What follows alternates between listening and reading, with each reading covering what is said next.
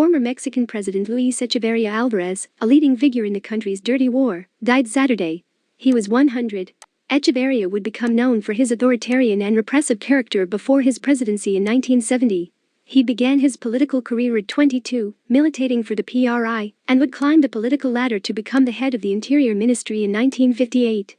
Declassified U.S. documents revealed that Echeverria was a CIA operative when he headed the ministry of then-President Gustavo Díaz Ordaz in the 1960s.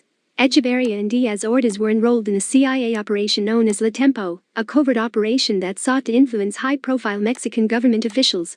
During his run as Interior Minister, Echeverria would become one of the intellectual authors behind Operation Galena, a military effort that resulted in the violent repression of Mexico's student movement in 1968. On October 2, 1968, paramilitary elements dressed as civilians shot at student demonstrators protesting the Díaz Ordaz government. An ensuing massacre in Tlatelolco in Mexico City resulted in the deaths of 300 students, with experts citing the actual figure might be as high as 700. While the massacre is primarily blamed on Díaz Ordaz, years later, Echeverria would be named as the one responsible for outlining Operation Galena and giving the order to shoot at civilians. In 1969, the PRI launched Echeverria as its presidential candidate, running virtually unchallenged. He was elected and his repressive tendencies continued. Similar to the Tlatelolco massacre, on June 10, 1971, paramilitary elements shot at student demonstrators.